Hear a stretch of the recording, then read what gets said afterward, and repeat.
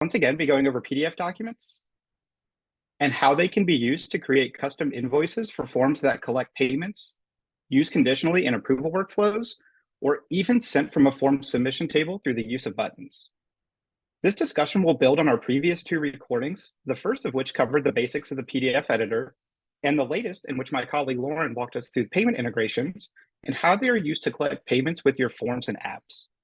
If you haven't done so already, feel free to check out those two sessions and combine them with today's topics. Before we dive in, I wanted to let you know that the enterprise server we are working in today is not HIPAA enabled. While PDFs and invoices can absolutely be used with the HIPAA compliant server, there may be some additional processes and setup involved in order to fully take advantage of these features. If you have any specific questions regarding HIPAA compliance, please contact our support team for further assistance. As per usual, we're going to be covering a lot in this video, so it will be recorded and we'll reserve some time towards the end of the presentation for questions. As I mentioned earlier, today we'll be expanding on our February 14th session in which we learned how to create PDF documents in the PDF editor and briefly explored a few use cases where multiple versions of a document could be dynamically sent in an approval flow or using notifications and autoresponder emails. During our time together, we'll take a look at how we can use an approval flow to send different versions of a PDF based on conditional logic in the workflow itself. We'll also review how the PDF editor can be used to create multiple versions of an invoice, then conditionally send an email with a specific invoice attached based on a response to a form. Finally, we'll jump into the submission table where we'll explore the process of adding action buttons to our table, then using those buttons to send a PDF to either a static email address or an email address that was collected during the form submission. Let's get started. Let's start by exploring how PDFs can be conditionally sent in an approval flow. Here I've created a form that collects some general information from the submitter, as well as some information about potential allergies they may have. There's a couple of things to point out on this form. To get information about the allergies, I'm using a multiple choice field that will allow the submitter to select more than one option in this question. There's a hidden field that allows the user to add more details about their allergies that'll only show if they select something other than no allergies on the multiple choice question. There's also a completely hidden section of the form that will show to our approver in the workflow where they can add their name, the date they're reviewing the submission, and their signature, all of which we'll use in the PDF document, but isn't actually collected during the initial submission, which is okay because we're using that information later in the process. Here's an example of what that form would look like. To note, you can select more than one option, and that hidden field shows as long as any option other than no allergies is selected, and you'll notice the section about the approver is not visible. In the PDF editor, we set up a few different documents. We have a general PDF attachment that we'll send to the approver and to the submitter as part of the workflow at the end that just has all of the information collected on the form. We've also set up a few allergy disclosures based on the potential options that could be selected on the multiple choice question that I referenced. Just as a reminder, since we're in the PDF editor, if you want to rename, delete, or duplicate any tab and document that you have up here, you can using this three-dot menu and then choosing one of these options. Over in the workflow for the form, we set up a pretty simple flow. The form gets submitted. It goes to a single reviewer who can take an action that then hits a conditional branch. There's a couple things to note about this approval. This is a non-HIPAA server, as I mentioned, so the approver doesn't have to be a user. We can toggle off this require login option so they can just make their approval from the email without having to actually log into the server. Because of that, in the notification email that we send them, we want to make sure we're giving them all of the information to make that decision. So here we set up an email with some static text, that edit link that I mentioned earlier, where they'll use to add their signature, date, and name. And then we've also added the general PDF attachment that I mentioned in the PDF editor. That way they have it for their records. Here's an example of what that email would look like. Again, they have their edit link and their PDF attachment and their action button. They can first open the edit link, which will pull up the form with all of the information for that given submission. You can see that hidden field that has the additional information. And then now we can see that entire approval review section where you can add the name, the date, and the signature of the approver. They'll then just jump back into their email after they resubmit and mark this as reviewed. If we were to reference the workflow again, that's where it'll hit this conditional branch. This branch uses the multiple choice field that I set up on the form that allows the submitter to select what type of allergies they have. There's a branch for each type, and depending on what they select, they'll get an email that has some general information, as well as some of the dynamic text, including the approver's name, the title of the form, and the form submitter in the body of the email, and then 2 PDF attachments, the general PDF attachment, and then the allergen disclosure that relates to that specific branch. And we went ahead and set that up for each allergy type.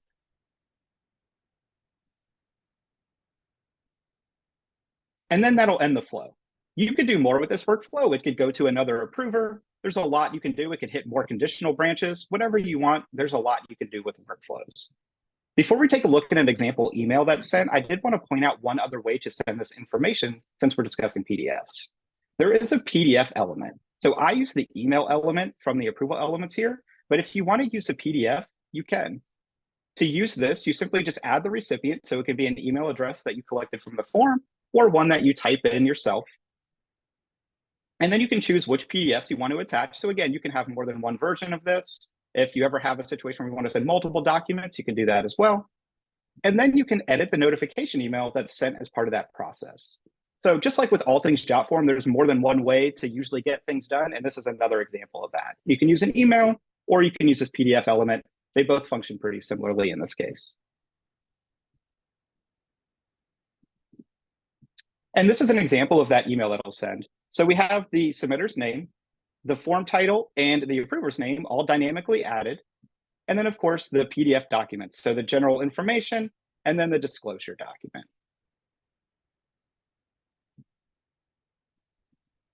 Now let's explore how invoices can be used in combination with the PDF editor.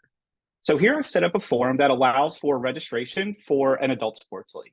It collects some general information about the participant, and then we're using the product list element that Lauren discussed in our session 2 weeks ago, along with the Stripe integration that was also discussed. In the payment settings, we're also enabling the invoice, so we can go ahead and create an invoice, or in this case, multiple versions of an invoice in the PDF editor. And in that editor, we went ahead and set up a few different invoices, one for each sport that can be selected on this product list here. The invoices are pretty similar, other than some styling differences, and then some different static text at the bottom that in this case would just have some general information about the type of league. And then we have one document that just has the general information of the participant and their transaction. Here's an example of this form. We've set it up so that only one league can be registered for at a time. However, you can change this to allow for multiple selections or just allow the user to submit the same form over. And again, they can add their payment information down below. The session 2 weeks ago went through this in more detail. Definitely feel free to check that out if you haven't done so already. Back in the form builder, in the email settings, we've set up a few different email types. So there's a notification email that will be sent every single time the form is submitted. This is going to notify somebody that the form has been submitted, and it'll always go to the same recipient. On this, we went ahead and attached the basic participant information PDF, and we've also set this to send, again, when the submission is received or if an edit is made to it, just so they have that most current information. I've also set up a different autoresponder for each potential option on the product list. In that email, I just have some static text in the body, and then the invoice that corresponds with the product they selected. You'll also notice here on any of these emails, there's this little symbol that says it includes a condition. That means this email will not send unless the condition that's set around the email is met. Taking a look at those conditions, I've set up one that corresponds to each potential product and each potential email type. We're using the change email recipient condition, which actually can do a lot more than just the name of it sounds. In addition to changing the email recipient, you can also change what type of email is sent or which version of an email is sent. So in this case, if the product that they select and the league they register for is equal to hockey, we'll send the hockey responder. And we're using the unique name of the email field. So that way it's dynamically sent to whatever email address is entered on the form. If you want to add additional values here, you can by just separating them with a comma and then adding additional unique name fields if you collect more than one email address. Or you can even add static email addresses to mix in with those unique name fields and send it to multiple people at once. Again, we've set one up for each potential option because the condition says don't send this email unless this league is selected. So if somebody selects hockey, they're not going to receive all 5 of these emails. They're only going to receive the one that corresponds with their purchase. And here's an example of what that would look like. We again have the submitter's name that we added in the body of the email, and then they get their invoice that we created with all of their transaction information and some general information about the league.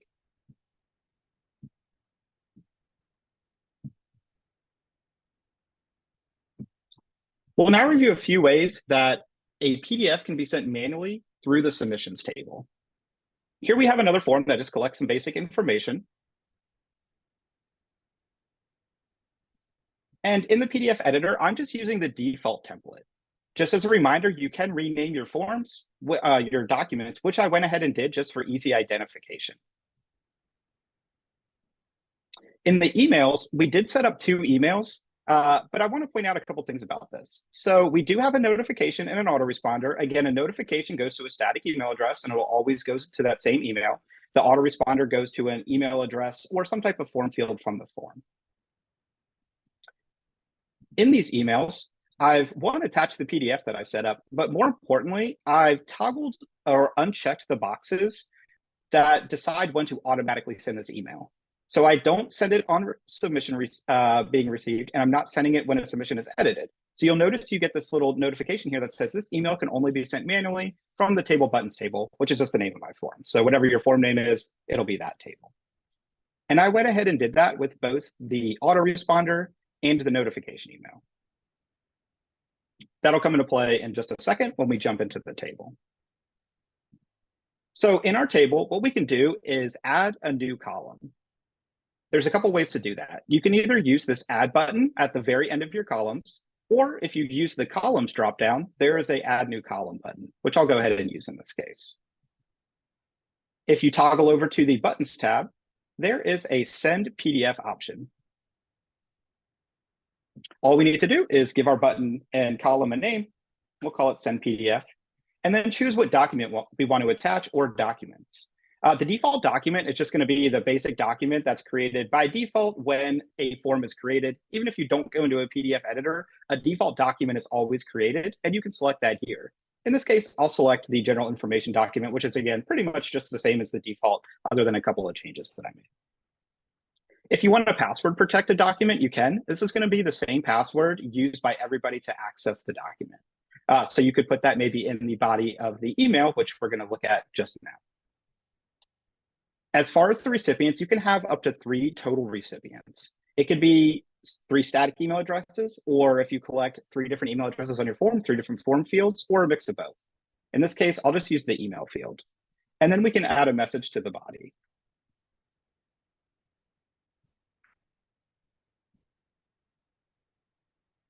And then create our column.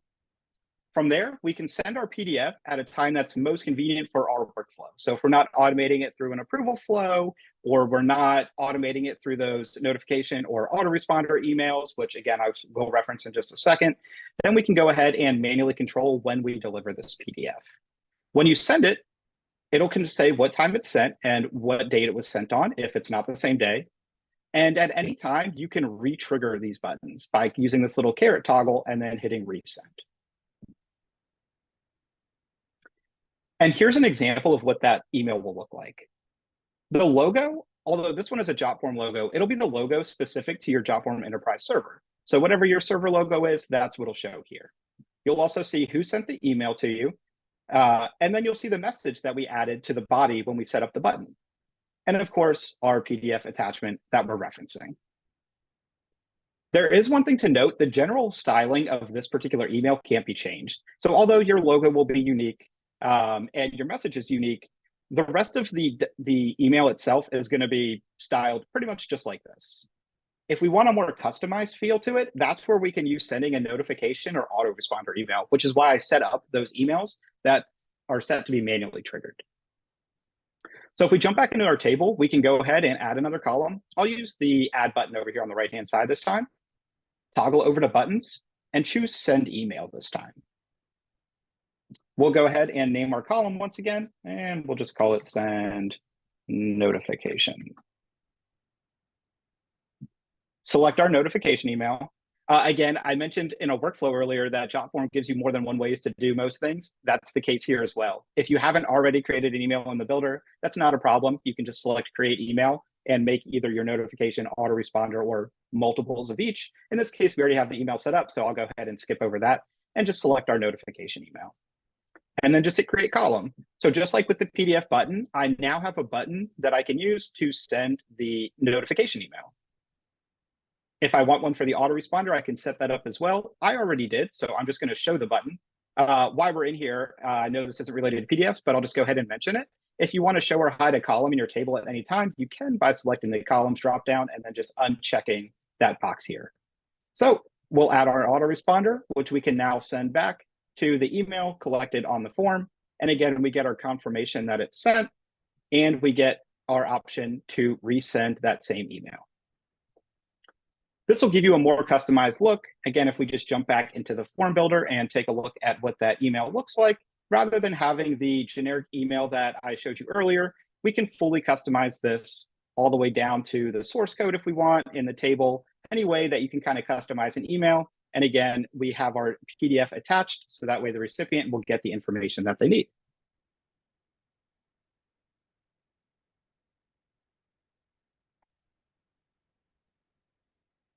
Wow, so we really did cover a lot in today's session. Some key takeaways from today's discussion are the ability to conditionally send different versions of a PDF document or invoice through approval flows and emails using conditional logic. Additionally, buttons can be added to submission tables that allow us to send PDFs or emails containing those documents whenever we need. Believe it or not, despite everything we've touched on today, we've only scratched the surface of how PDFs can be combined with approval flows, tables, integrations, and form emails to enhance the experience of your form submitters and increase the efficiency of your workflows. I encourage you to take what we've discussed today and apply it to your own system to see how you can further improve the efficiency of your process. If you have any questions, please feel free to type them in the chat or the Q&A if you've not done so already. And we'll go ahead and jump into those questions. Looks like we got one here. Can you create a button with a submission table to resend and approve and sign notification email that is a part of the approval workflow? So you can't access approval actions within the table buttons. It's more so just related to the submission data. There may be ways to conditionally kind of set it so you can do that based off the form data. Feel free to reach out to our support team and we can dive kind of into more of those specifics, but there might be some workarounds there. Jotform almost always has a workaround for something.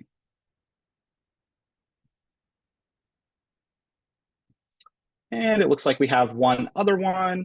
Can an email conditionally send a PDF document? So the email itself can't conditionally change a PDF document, but the technique we used of creating multiple versions of the email with one single document that might apply to an option on the form attached, and then conditionally sending that is a pretty solid workaround to actually having multiple documents attached to one email and then choosing which one sends at a given time. So that's usually the best workaround for that. And marketing team, do we have any questions from YouTube? All good from the YouTube side. Okay. If anybody else has anything else, feel free to drop it in the chat. And if not, we'll go ahead and wrap up.